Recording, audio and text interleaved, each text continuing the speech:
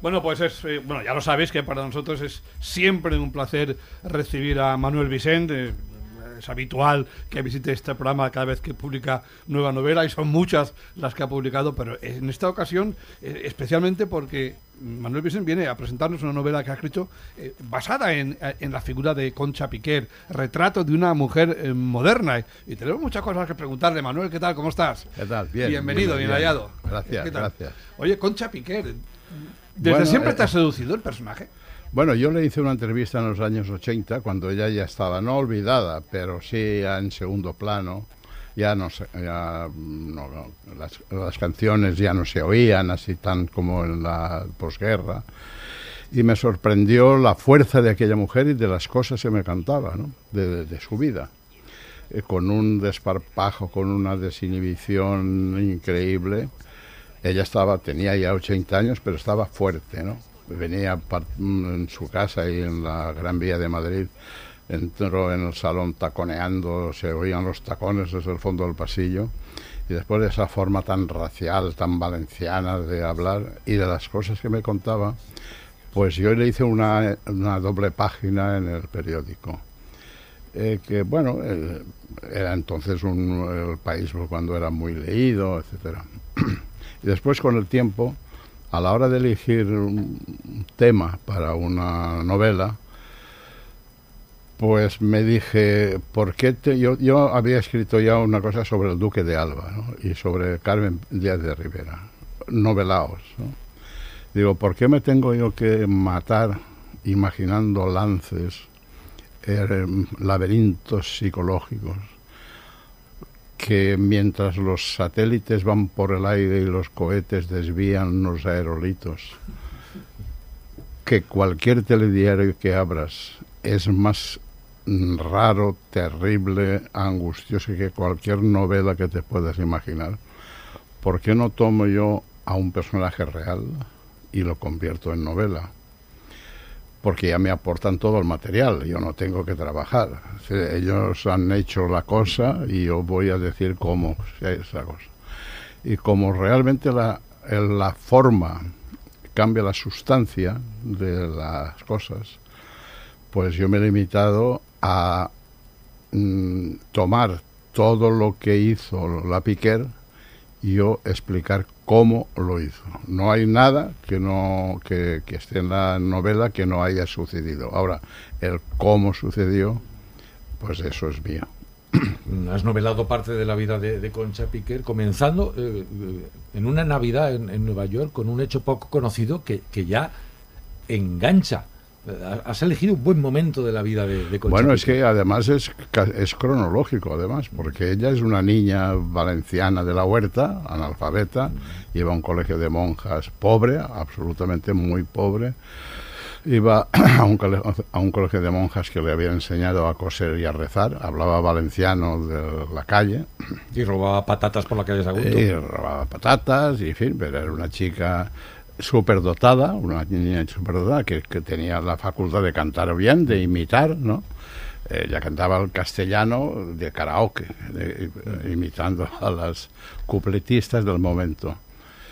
Bueno, era una niña superdotada que entra en relación con el maestro Penella por las circunstancias, los nudos que da el tejido de la vida, y el maestro Penella se la lleva a Nueva York, así con 13 años, con la madre, ¿no?, de Celestina, para cuidar a que no se la comieran los lobos, a la Caperucita, ¿no? Y bueno, y allí también por otro azar, porque ella iba para Camino de México, para la zarzuela que había hecho el maestro Penella, el Gato Montés, se queda en Nueva York, por otro azar se queda sola en Nueva York, después se lía con su maestro, ella siendo una adolescente, y después todo se hace artista sola en Nueva York, porque hay un momento que se tiene que quedar sola con 16 años en un Nueva York previo a la Gran Depresión, que era una explosión de todo, de que te podías hacer rico de la noche a la mañana, de que invertían en bolsa los zapateros, es decir, de que iban los barcos que venían de Italia o de Grecia o de Turquía, iban desembarcando inmigrantes. Imagínate el trifostio que sería aquel Nueva York.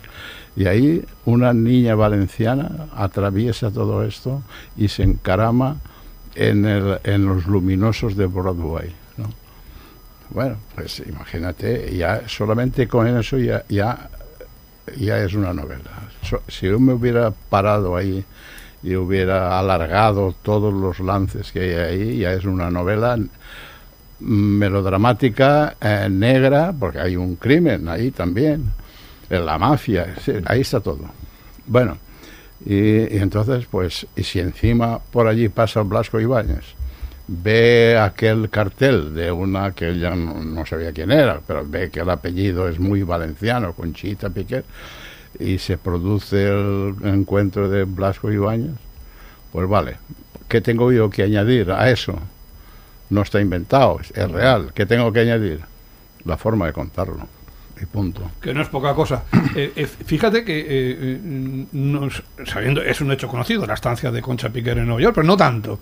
Aquí en España la hemos asociado siempre como a una de las artistas referentes del régimen franquista, que habría que matizarlo también, pero su etapa neoyorquina es una etapa que habría que reivindicar, porque, sí, porque la señora triunfó. ¿Y de qué manera? No es que sea una cantante franquista, es que Franco estaba allí. Claro. Por eso digo que habría que matizarlo. Es que claro, es que dice que franquista no, es que daba la casualidad de que estaba Franco. No era al revés, ¿no? Y además ella en lo suyo, no que fuera antifranquista, porque además ser antifranquista es politizarla, no, absolutamente. Era algo más difícil, porque claro, si eras antifranquista te pegaban un tiro o ibas a la cárcel o al exilio y ahí se acabó la historia.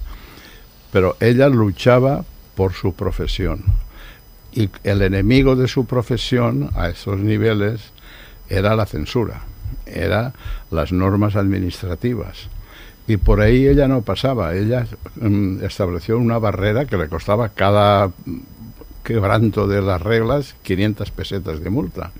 Es decir, si tenía que cantar Mancebía en vez de Mi casa un día, en la canción de Ojos Verdes, ella pagaba. Y si había un bis, eran 1000 pelas. Quiero decir, sí. 1000 pelas de los años 40, cuidado. Y después, si a la hora del parte había que levantarse y brazo en alto, tocaba la corneta del parte, del toque silencio, y en España no quedaba un culo sentado y estaban todos de pie, ella seguía cantando. Ella, esa norma administrativa la quebrantaba una y otra y otra y otra vez. Eso se necesita tener arrestos y sobre todo ser una profesional. Punto. Bueno, a pesar de las multas pudo ganar mucho dinero a lo largo de su carrera. Quizá eso le permitió, pues también, como era tan valiente, cuando llegó aquel momento, aquel día en el que percibió una ligera afonía, decir, me retiro, sí, y poder tajante, seguir viviendo. Era tajante. Bueno, ya ganó mucho dinero. Sí. Ya ganó mucho dinero en América, y si se hubiera quedado como quería su patrono, pues hubiera ganado muchísimo dinero, muchísimo. Ya se trajo mucho dinero y supo América, manejarlo bien, y después supo invertirlo. Era profesional, era una empresaria. Bueno, ahora bien, está asociada, pues como era tan famosa, pues la envidia en esos medios, que suele ser brutal, pues le atribuían toda clase de maledicencias, ¿no? Bueno, y ella lo soportó bien, ya está. No, es un personaje que además es el paisaje sonoro de gente como yo, que soy un niño de posguerra. Sonaba por todas partes. La Piquer estaba en los patios de luces, en las tabernas, en todos los sitios, en las calles, en los bares. Salían por las ventanas y las bocacalles. Bueno, pues eso es el paisaje, la educación sentimental de una parte de este país que ya está sumergido. La Concha Piquer pertenece al inconsciente colectivo del pueblo valenciano. Es la Verge de los Desamparats y Concha Piquer, por orden de aparición, quiero decir.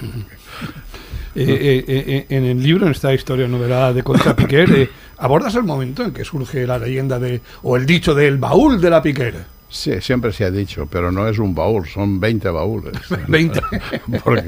porque llevaba todos los de la compañía, además ella nunca se hospedaba en un hotel, alquilaba un piso y allí se llevaba el ajuar, se llevaba hasta el loro, quiero decir. Y un canario, me parece que sí, era un canario. Bueno, quiero decir que era una empresaria y a la hora de decir moderna, yo pude haber titulado Retratos de una mujer fuerte, que también, de ¿no? carácter, de carácter, una mujer de carácter. Pero yo elegí la palabra moderna primero para desbancar esa sensación de que todo aquello es como ya casposo, antiguo, vamos, que ha pasado, ¿no? Como una cosa antigua y vieja, ¿no? Y sin embargo es moderna en el sentido de que fue una gran profesional. Y claro, una mujer empoderada, lo que ahora se llama empoderada, no me gusta mucho la palabra, pero es... Y después contando en que ella, bueno, los amoríos que tuviera en Nueva York, bueno, era Nueva York, pero después de la guerra, aquí con toda la moral eclesiástica aplastante, viviera públicamente amancebada, otra palabra que también ya no se usa, con un torero, con un famoso torero. Que ya lo cantó en Romance de la Otra. Claro, y además cantándolo, diciendo, no, yo soy la otra, no, ni una broma. Aunque se quejara o que, bueno, la que no tiene, bueno, total, que lo canta, además, no es que lo oculta, lo canta. Se necesitan muchos arrestos y eso es un personaje. ¿Por qué olvidar un personaje de novela si lo tienes ahí a mano?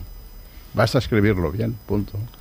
Manuel, volviendo a aquella entrevista de 1981 cuando te recibió en su casa, imagino que hablaríais también de Valencia, de vuestros orígenes, ¿no? Sí, ella dice, bueno, Valencia, es que llevaba Valencia dentro de la piel, ¿no?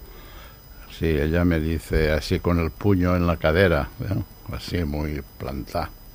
Me dice, yo soc lo que a València diuen una dona arriscada, ¿no? Si la arriscada es arriesgada o valiente o desafiante, ¿no? Ella hablaba desafiando. ¿Qué pasa? ¿Qué soy la Piquer, ¿no?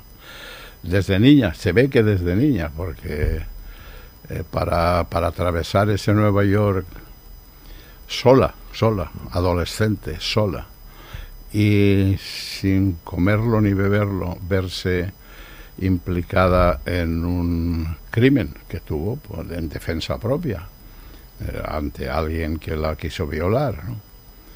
Y que no se sabe si lo mató o la remató la mafia, en fin, más novela todavía. Que lean la novela. Más melodrama. Si había poco, más melodrama. Bueno, pues eso. Y si después se cuenta ella la niñez aquí en Benicalap, porque ellos se fueron enseguida a vivir a Benicalap para cambiar de aire, porque toda la familia se moría, ¿no? El hecho de que la primera muñeca que tuvo fue un niño, un hermanito muerto, que lo saca de la caja que había abortado la madre, y era un feto ensangrentado, y que en un momento, mientras la madre está descansando, ella sube a la mesa y coge ese feto ya formado y ensangrentado, acababa de abortar, y se lo lleva a la calle y empieza a cantarle una cancioncita que había aprendido de una ciega, y lo acuna, ¿no? Ella tenía 4 años y lo acuna. Vamos, eso es Faulkner. Es que eso es Faulkner o más. Pues para acabar, que se nos va ya el tiempo, vamos a hacer 2 cosas. La primera, por supuesto, es invitaros a que leáis este libro, Retrato de una mujer moderna, de Manuel Vicent, para entender mejor la figura de Concha Piquer. Y la segunda es que escuchéis a Concha Piquer. Y seguramente, si no lo habéis hecho nunca, os pasa algo que a mucha gente joven le pasa. Gente joven acostumbrada a escuchar canciones del mundo del pop, que habitualmente, salvo excepciones pues son canciones con unas letras bastante banales o simples. Cuando una persona joven se acerca a la copla, lo primero que le sorprende es la profundidad, el dramatismo, las historias que cada canción encierra. Y el surrealismo es una, como decía Vázquez Montalbán, es una novela cantada en 3 minutos. Bien dicho, sí señor. Sí, señor. Buen cierre para la entrevista, Manuel Vicent. Muchas gracias por estar aquí. Pues que nada, sigas con esa magistral manera de contar las cosas. Gracias a vosotros. Un abrazo. Hasta luego.